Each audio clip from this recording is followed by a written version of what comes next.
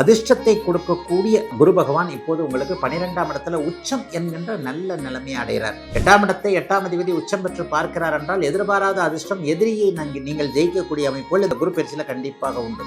June மாதம் 2ஆம் தேதி நடக்கக்கூடிய இந்த குரு பயிற்சியின் மூலமாக மிகப்பெரிய நன்மைகளில் பெறக்கூடிய ஒரு ராசிகளில் சிம்ம ராசியும் ஒரு ராசியாக இருக்கும். கடன் வாங்கினாலும் கடனை திருப்பி செலுத்தக்கூடிய அளவிற்கு நல்லவைகள் நடக்கக்கூடிய அருமையான குரு பயிற்சியாக இந்த குரு பயிற்சி இருக்கும். ரெட்ரோ ஆன்மீகம் நேயர்கள் அனைவருக்கும் இனிய நல்வாழ்த்துக்கள். எல்லோரும் நன்றாக இருப்பீர்கள். இப்பொழுது 2026 ஜூன் மாதம் 2ஆம் தேதி இந்த வருடத்துடைய குரு பயிற்சி வருகிறது. பொதுவாகவே இந்த வருடாந்திர பயிற்சிகள்னு சொல்லப்படக்கூடிய சனி பயிற்சி, குரு பயிற்சி, ராகுகேது பயிற்சிக்கு மக்கள்கிட்ட ரொம்ப எதிர்பார்ப்பு இருக்கும். சனி பயிற்சின்றது 2.5 வருஷத்துக்கு ஒரு தடவை, ராகுகேது பயிற்சின்றது 1.5 வருஷத்துக்கு ஒரு தடவை. அதாவது சனி பயிற்சியை மாதிரி கொஞ்சம் கம்மி, 18 மாதத்துக்கு ஒரு தடவை ராகுகேது பயிற்சி. இந்த குரு பயிற்சி 12 மாதங்கள் அல்லது 13 மாதங்கள், அதாவது ஒரு வருடத்திற்கும் கொஞ்சம் ஒரு 4 நாட்கள் 10 நாட்கள் மேலாக இருக்கக்கூடிய அமைப்பு. உண்மையிலே இந்த 3 கிரக பயிற்சிக்கு தான் நம்ம பெரிய முக்கியத்துவம் கொடுக்குறோம். ஏன்னா இவைகள் தான் வருடாந்திர கிரகங்கள். ஒரு வருடம் ஒரே இடத்துல நின்று நல்லதையோ அல்லதையோ செய்யக்கூடிய ஒரு கிரகங்கள். சனி பயிற்சினாலே ஒரு பயம் வந்துடுங்க.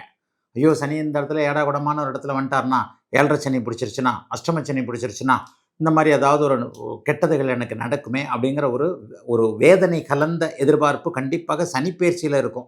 ஆனால் குருப்பெயர்ச்சி அப்படி இருக்காதுங்க. குருப்பெயர்ச்சி எடுத்துக்கிட்டிங்கன்னா ஒரு நல்ல இடத்துல இந்த மனுஷன் வந்துட மாட்டாரா? ஏன்னா சனி 3 இடங்களில் மட்டும்தான் 30 வருடம் கொண்ட இந்த சுற்றில் சனி 3 இடங்களில் மட்டும் கிட்டத்தட்ட 30 வருஷத்தில் 7.5 வருஷம் மட்டும்தான் அவர் நல்லது செய்வார். மிச்சம் 22 வருஷம் தொல்லையில் பண்ணுவார்.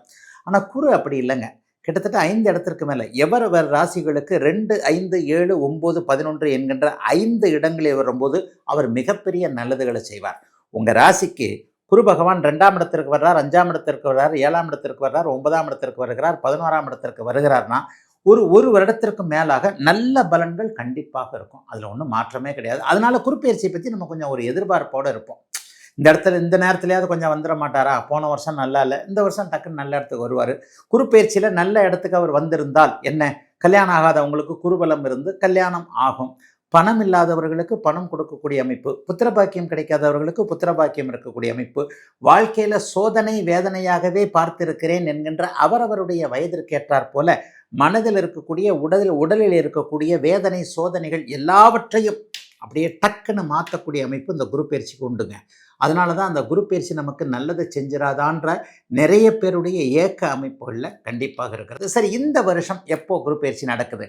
2026ஆம் ஆண்டு ஜூனில் 2ஆம் தேதி, வருகின்ற ஜூன் மாதம் 2ஆம் தேதி இந்த வருடத்துக்கு குரு பயிற்சி நடக்குது. மகரம், மீனம், விருச்சிகம் ஆகிய ராசிகளுக்கு மிகப்பெரிய நல்ல மாண்புகளை தன்னுடைய பார்வையின் மூலமாக செய்ய போகிறார். இப்போது மேஷம் முதல் மீனம் வரையிலான 12 ராசிக்காரர்களுக்கு எப்படிப்பட்ட அமைப்புகள் இருக்கும் என்பதை இப்போது பார்த்து விடலாம். சிம்மராசிக்காரர்களுக்கு இதுவரைக்கும் 11ஆம் இடத்துல இருந்து வந்த குரு பகவான் இப்போது 12ஆம் இடத்திற்கு மாறி 6, 8 அமைப்புகளை பார்க்க போகிறார். 4, 6, 8ஆம் இடங்களை இப்போது சிம்மராசிக்காரர்களுக்கு குரு பகவான் பார்ப்பார். 11ஆம் இடத்தை விட 12ஆம் இடம் நல்லா இல்லைங்க இல்லையா அப்படின்னு பார்த்தீங்கன்னா, என்ன 12ஆம் இடம் அப்படி ஒன்றும் பெரிய கெடுதல்களை கொடுக்கக்கூடிய இடம் இல்லை. அதை விட முக்கியமாக உங்களுடைய பஞ்சமாதிபதியான அதிர்ஷ்டத்தை கொடுக்கக்கூடிய சனி பகவான், குரு பகவான் இப்போது உங்களுக்கு 12ஆம் இடத்துல உச்சம் என்கின்ற நல்ல நிலைமையை அடைகிறார். இது உண்மையிலேயே ஒரு நல்ல அமைப்பு தாங்க. சிம்மராசிக்கு அவர் யோகக்காரர் தானே. 8ஆம் இடத்தை 8ஆம் அதிபதி உச்சம் பெற்று பார்க்கிறார் என்றால் எதிர்பாராத அதிர்ஷ்டம், எதிரியை நீங்கள் ஜெயிக்கக்கூடிய அமைப்புகள் இந்த சனி பயிற்சியில், இந்த குரு பயிற்சியில் கண்டிப்பாக உண்டு. ஜூன் மாதம் 2ஆம் தேதி நடக்கக்கூடிய இந்த குரு பயிற்சியின் மூலமாக மிகப்பெரிய நன்மைகளில் பெறக்கூடிய ஒரு ராசிகளில் சிம்மராசியும் ஒரு ராசியாக இருக்கும். என்ன ஒன்று, 8ஆம் இடத்தை பார்க்கிறார். அவருடைய 8ஆம் இடத்தை அவரே பார்க்கிறார். 8ஆம் இடம் என்பது ஏற்றுமதி இறக்குமதி தொழில், வெளி மாநிலங்களில் வெளிநாட்டில் சாதிக்கக்கூடிய அமைப்புகளை குறிக்கக்கூடிய ஒன்று. 4ஆம் இடத்தையும் 6ஆம் இடத்தையும் அவர் பார்க்கிறார் என்பது ஒரு நிலையில் பார்த்தீங்கன்னா, வீடு கட்டுறதுக்கு தயக்கமாக இருந்தவர்கள், வீடு கட்டுவதற்கு வாய்ப்புகள் கிடைக்காதவர்கள், வீடு கட்டுவதற்கு கடன் கிடைக்காதவர்கள், அல்லது வீட்டடி மனை தான் வாங்கி போட்டுக்கிறேன், காசு இல்லை, அட்வான்ஸ் கொடுத்துட்டேன், பணத்தை பெரட்ட முடியல, இந்த மாதிரியான சூழ்நிலையில் இருக்கக்கூடியவர்களுக்கு அதற்கான அத்தனை வாய்ப்புகளும் உருவாகக்கூடிய, கடன் வாங்கினாலும் கடனை திருப்பி செலுத்தக்கூடிய அளவிற்கு நல்லவைகள் நடக்கக்கூடிய அருமையான குருப்பெயர்ச்சியாக இந்த குருப்பெயர்ச்சி இருக்கும். இளைஞர்களுக்கு வாகன பிராப்தி ஏற்படும். 2 வீலர் வச்சுருக்கிறவங்க காருக்கு மாறுறது, அல்லது பேரண்ட்ஸ் உங்களுக்கு ஸ்பீடாக ஓட்டுவீங்கன்றதுக்காக வண்டி வாங்கி தர மாட்டேன்னு யோசனை பண்ணிக்கிட்டே இருக்கிறது. வேண்டாம், ரோட்டில் வண்டியை பார்க்கும்போதே பயமாக இருக்குது, நீ ஓட்டுற செயலை பார்க்கத்தான் அதை விட பயமாக இருக்குது, உன் ஃப்ரெண்டு திருக்கனான்னா அப்படியே போயிட்டு ஜம்ப் அடித்து போய்கிட்டே இருக்கிறான், எனக்கு வேணாம்ப்பா, நான் ஒன்று கண்ணே நின்று கருவேப்பிலை குத்து மாதிரி ஒன்று பெற்று வச்சுருக்கிறேன், எனக்கு வேண்டவே வேண்டான்ட்டு உங்களை நம்பாமையே வண்டி வாங்குறதுக்கு அலோவ் பண்ணாமல் இருந்த பேரண்ட்ஸ் எல்லாமே இந்த தடவை கொஞ்சம் உங்களை நம்பி வாகனம் வாங்கி சில அட்வைஸுகளின் அடிப்படையில் உங்களுக்கு வண்டி வாங்கி கொடுக்கறதுக்கு அனுமதிகள் கொடுக்கக்கூடிய அமைப்புகள் உண்டுங்க. சிலருக்கு வெளிநாடு வெளிமாநில பயணங்கள், குறிப்பாக இப்போது சிம்மராசிக்காரர்களுக்கு வெளி தேசங்கள், கிழக்கு தேசங்கள், சிங்கப்பூர், மலேசியா, ஆஸ்திரேலியா போன்ற நாடுகளுக்கு அங்கிருந்து வரக்கூடிய தகவல்கள் நன்றாக இருப்பது, இங்கிருந்து போவதற்கு விசா போன்றவைகள் கிடைக்கக்கூடிய அமைப்புகள், ஏற்கனவே கிழக்கு தேசங்களில் இருக்கக்கூடிய சிம்மராசிக்காரர்களுக்கு இருக்கின்ற இடங்களில் நல்ல வேலை, தொழில் போன்றவைகள் கிடைக்கக்கூடிய ஒரு நிம்மதியான குருப்பெயர்ச்சியாகவே அந்த குருப்பெயர்ச்சி கண்டிப்பாக இருக்குங்க. 6ஆம் இடமும் 8ஆம் இடமும் எதிர்பாராத அதிர்ஷ்டத்தை குறிக்கும். ரொம்ப நாளாக முயற்சி பண்ணிக்கிட்டு இருக்கிற ஒன்று, அதில் நீங்கள் தோற்று போன ஒன்றில் இந்த தடவை சக்ஸஸ் ஆகக்கூடிய அமைப்புகள் கண்டிப்பாக உண்டு. ஷேர் மார்க்கெட்டில் ஏற்கனவே பணத்தை விட்டுட்டேங்க, ஆயிரக்கணக்கில் பணம் போச்சு, லட்சக்கணக்கில் பணம் போச்சுன்னு சொன்னவங்க எல்லாருக்குமே எதிர்பாராத விதமாக சில அதிர்ஷ்ட அமைப்புகள், திரும்ப பணம் கிடைக்கக்கூடிய வாய்ப்புகள் உருவாகக்கூடிய நல்ல குருப்பெயர்ச்சிங்க இந்த குருப்பெயர்ச்சி. வருடா வருடம் குருப்பெயர்ச்சி நடக்கிறது. இந்த வருடத்தில் ஏதோ பெரிய விசேஷம் இருக்கிற மாதிரி சொல்கிறாங்களே, ஆமாங்க. 12 அல்லது 13 ஆண்டுகளுக்கு ஒரு முறை குரு பகவான் உச்சம் என்கின்ற அதி உன்னத நிலையை அடைய போகிறாருங்க. அது இந்த வருஷங்க.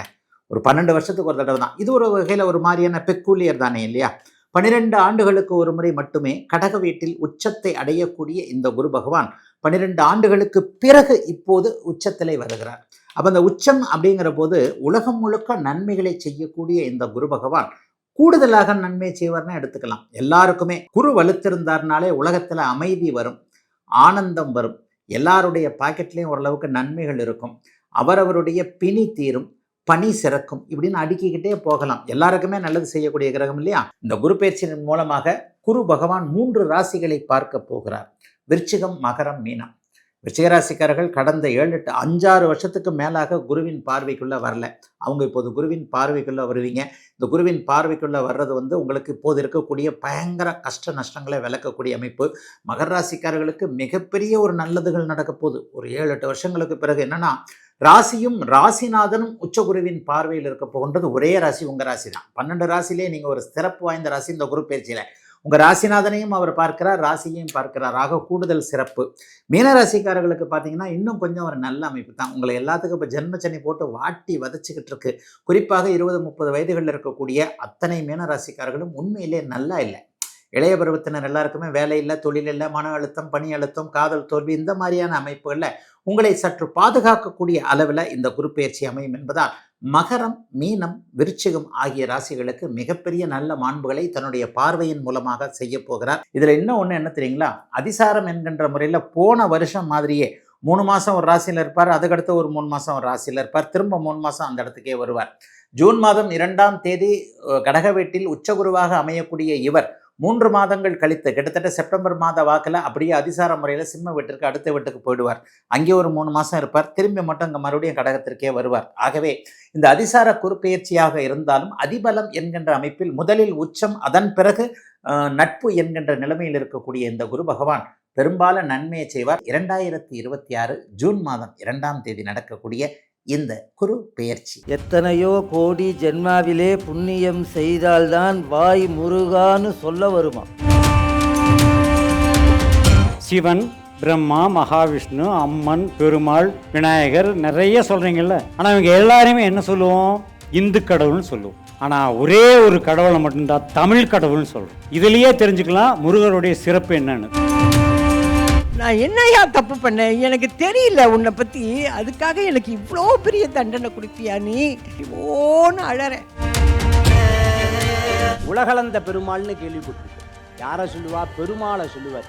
ஆனால் முருகப்பெருமான் 2வது முகமாக பூமிக்கும் வானத்திற்கும் காட்சி கொடுக்கக்கூடிய முருகன் 2வது முகம் வாமதேவ முகம்னு பேரு.